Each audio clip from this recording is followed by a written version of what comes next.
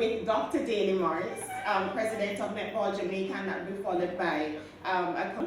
So we believe in being discreet about how we do things. So abuse is perpetrated against young women by young men, young athletes is society. But you understand that there's no coming back for that person, even if we are proven the possibility of injuring the one who has not done anything wrong. Alright, so I leave those thoughts with the event is going to be. And we'll give you a lot more notice. Absolute pleasure having you with us this morning. Because of my commitments at the law school, I was in a spot and could not accept. The association was very gracious and have since. Within your theme lies an urgent message and indeed a call to action that we must heed if we're at all serious. From where I sit, I have a very good vantage point of seeing the good, the bad, the in-between, and the potential for both the good and the bad. Sports continue to be an effective vehicle through which positive development can be fostered and meaningful life lessons imparted to those who participate in whatever discipline is under focus. It could be swimming, it could be football, it could be track and field, table or lawn tennis, badminton, netball, rugby. In fact, any sporting discipline has this rich potential. This possibility applies to both adults and children alike. But the evidence shows overwhelmingly that children remain way more impressionable than adults, and most times have an unshakable reverence and belief and trust in their coaches. This tremendous power is not something that should be wasted. It has been said, and I quote, "Sports build good habits, confidence, and discipline. They make players into community leaders and teach them how to strive for a goal, handle mistakes, and cherish growth opportunities." Another equally powerful quote that I'd like to draw your attention to says, "Sports teach you character, teach you how to play by the rules, how to know what it feels like to win and to lose. Sports teach you about life." Let us therefore not squander this powerful opportunity that each of you who is seated in this room this morning can bring to the table, regardless of whatever role you play in the sporting arena. Your individual and collective roles have been elevated simply because of how broken society is. Children increasingly come from broken realities at home and in their communities, and they yearn for that significant adult in their lives to not only motivate, but to serve as mentor, to be the true inspiration and the reason and purpose for being, and to guide them towards their passion and greatness. This morning, I encourage all of you, and in fact, I challenge you to use this tremendous power for good in every opportunity that may present itself to you. Let us move away, for instance, from circumstances that saw the Office of the Children's Advocate receiving 11 reports over a 2-year period lodged against coaches and PE teachers. This period was from January 2017 to December 2018. Let us not continue to have these serious allegations about the sexual touching of a child at the hands of a coach, nor the passing of inappropriate comments about how ready a teenager who was merely trying to advance her skills now looked for the taking, nor the coercion, unfortunately, of a child to perform oral sex on a coach, as we have had. These are actual cases that I'm extrapolating from. As horrifying as these allegations sound, however, and as misguided as the alleged perpetrators may seem to be, those of us who know about these incidents and do nothing are just as misguided. You may wonder, what can you do? The answer for me is very simple.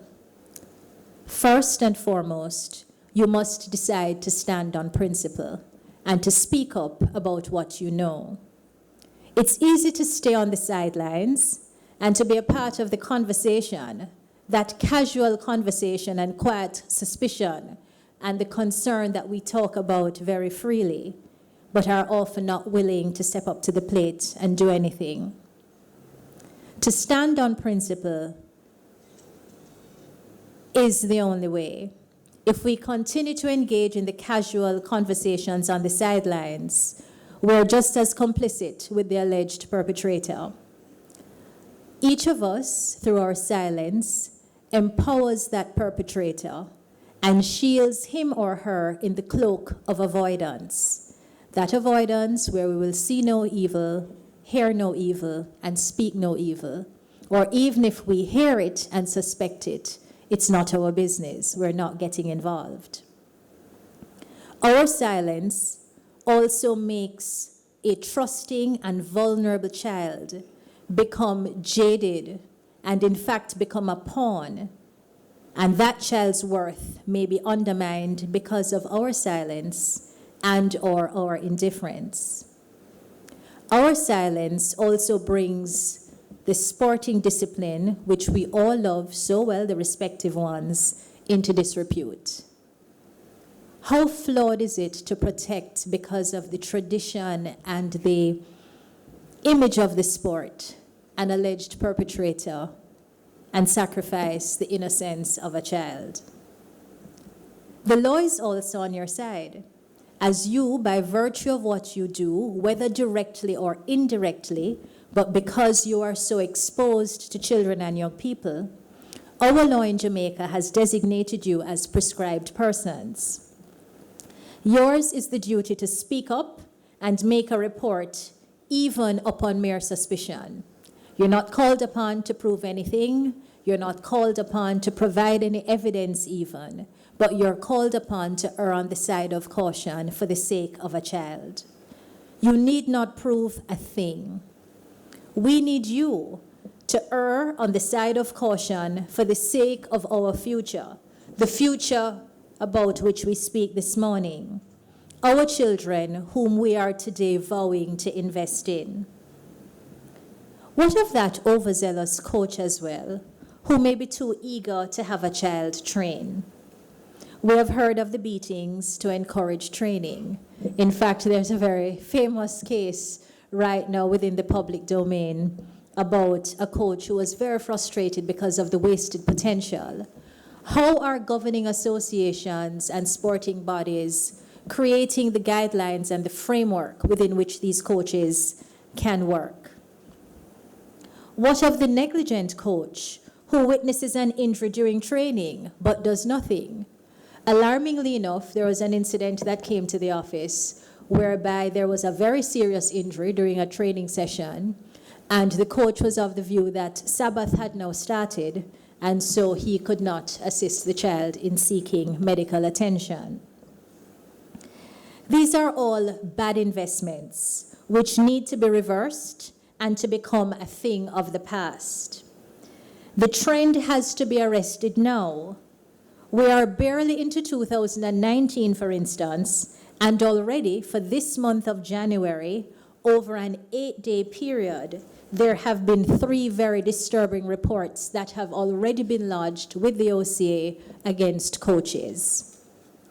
These instances must be replaced by the positive investments that our children, our future, deserve.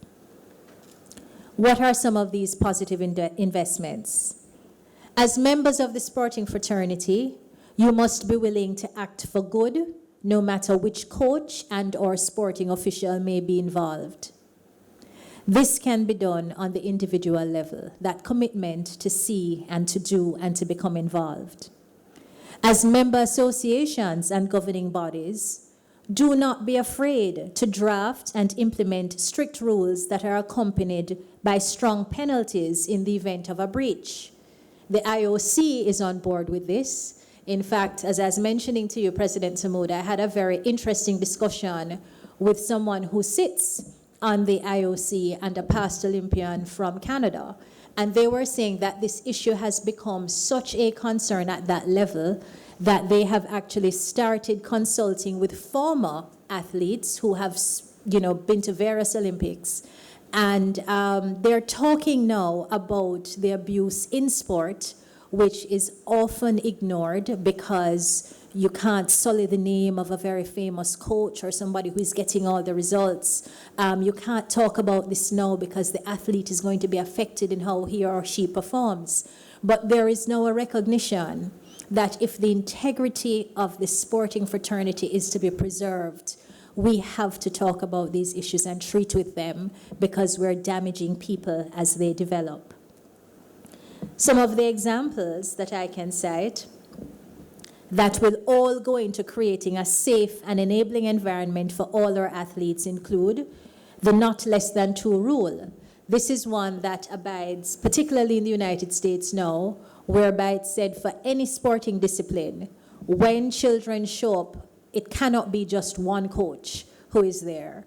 There has to be a minimum of 2 coaches who are present at all times, or else there's no training.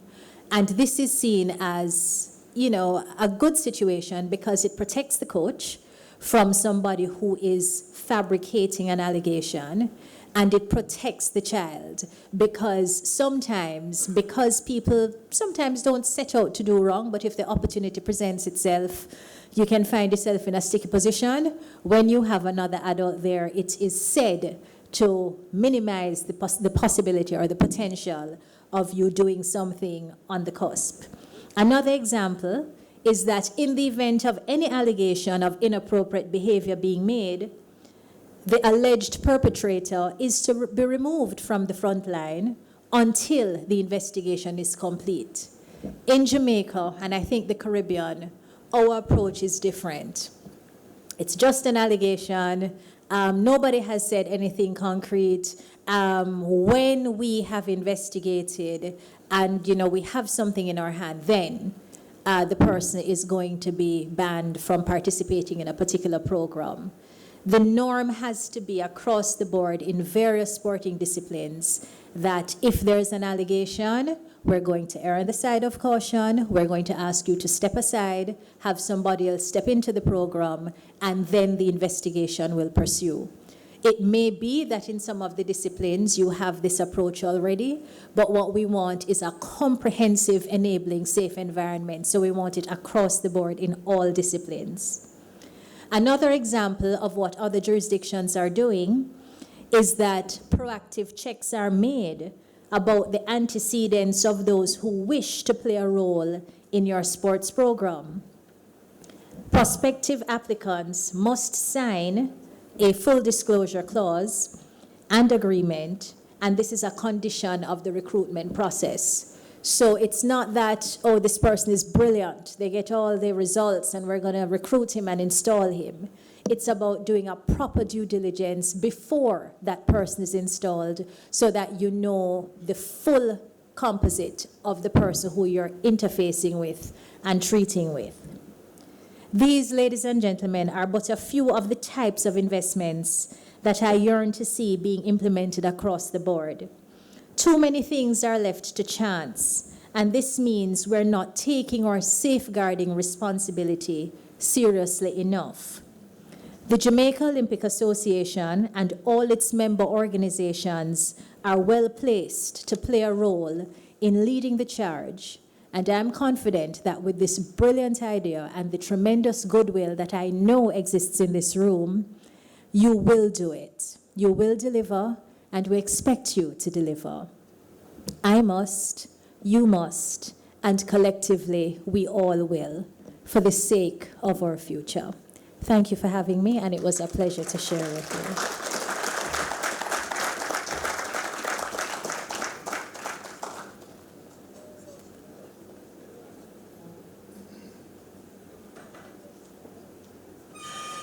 Executive team, good morning.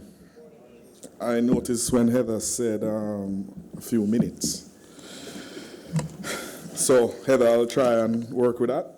But if you're able to bring up my present. Here's a mantra when it comes to investing, start now. Don't worry about what you missed. Start now. I've told a story that My mother bought me $2,000 worth of quartz in, I forget, 19, whatever it was. Well, the long and short of it, 12 years later, without only getting dividends, I sold those quartz shares for over $800,000. And that's one of the main reasons most of my investments are in the Jamaican stock market, which we'll speak to. Athletes, especially young athletes, they need to be guided. Adults, as old as you are, they need to be guided when it comes to investing. It's the most amazing thing. People work so hard at whatever their jobs is, whether it's a lawyer, a doctor, sport, whatever it wants to be. You talk to them, you talk to Chris can tell you how many cases he's doing, etc. But on average, people spend less than 10 minutes on the benefits, the fruits of that labor, which is their cash. It is amazing to talk to people and they say, you got my salary and it's sitting in my current account for months. If you're lucky to have any excess after, just go in your current account, you pay some bills, right? In developed countries, the most important advisor, it's actually ranked number 2, is your financial advisor in developed countries. In Jamaica, it does not even get in the top 10. Because people think they are their own experts. They know what they're doing until they lose the money. And it might sound funny, but the reason I raise the point about a financial advisor, athletes are very susceptible to this because they have a friend, they're spending most of their time trying to win the race or to win the tournament. And they're no different than anybody else that don't spend time on their investment. Some little friend that them come up with, them say, you manage the money part of it. And we are surprised when the money disappears. So that's one of the first things from a sporting perspective. I think not just the athletes, but the administrators, the administrations, you need to have a good financial advisor. And you need to take that advice. That's the best investment you can start with. Regardless of how much money you have, speak to an expert. And they won't send you in the wrong direction. And it's very simple. If you get into trouble, you go to a lawyer. You spend how many years at school trying to understand this thing? You go to the expert. You get sick, you go to a doctor. So why when you make your cash, you're going to sit down and not go to somebody who spends every minute in the day learning how to make your money grow. And you all of a sudden feel like you can read a book or just look at something and say, hey, I can do this too. So, get an advisor. In preparing for, I use the word retirement deliberately because I said retirement for everybody is different. The key, you want to be able to be comfortable. You have to determine what that is going to be. Especially in sports, athletes, as I said, have a finite period. When their time is up, that's when they realize, whether it's 20, whether it's 30, that all they know is to participate in this sport. And they're now going to come into a world that's dominated by people who have a significant advantage over them. And that's why, especially when they're doing well, you need to teach them that the amount of resources they're earning in the prime of their career, think about it for the rest of their life. So you might be earning $1 million US today, but if tomorrow you no longer have that lump sum, that $1 million US will go very, very quickly. There's a concept that we use. We work hard, we earn from the time that we put in. But where you want to be for your retirement is that you need to make your money work for you. So what am I talking about? A professional bills for services. He only has 24 hours in a day. It's finite the amount of money that person can make. But after you make that money, if you invest it properly, it will earn for you whether you're working or you're not working. And that's what you need to start to think about. What are the activities you can do? Because that's the difference between saving and investing. When you're actively investing, Your money is working for you. It is giving you a return that makes your life much more comfortable. Financial independence is something that we teach everybody at Maybury to try and achieve financial independence. And as much as I gave you an example of a little emotional in terms of people at a certain age working, the flip side is almost as emotional for me as an advisor. When you show somebody a statement and they realize that they have achieved financial independence, mentally it changes people.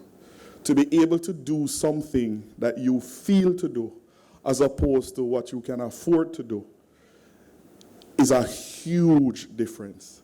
It sounds very, very simple, but it makes a huge difference in the makeup, not just of that individual, but of the society.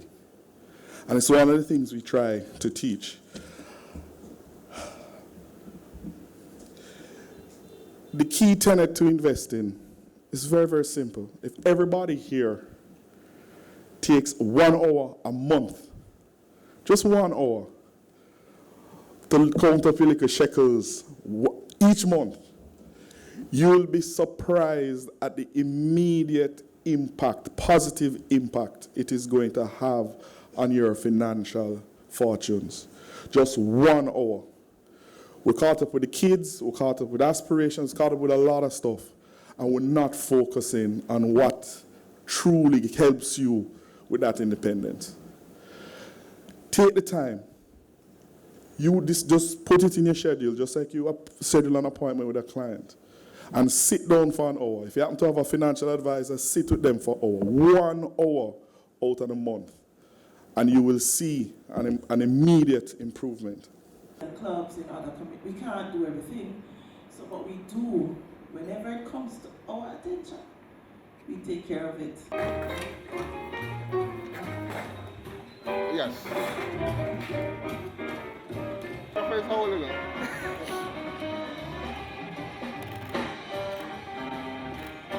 Damo,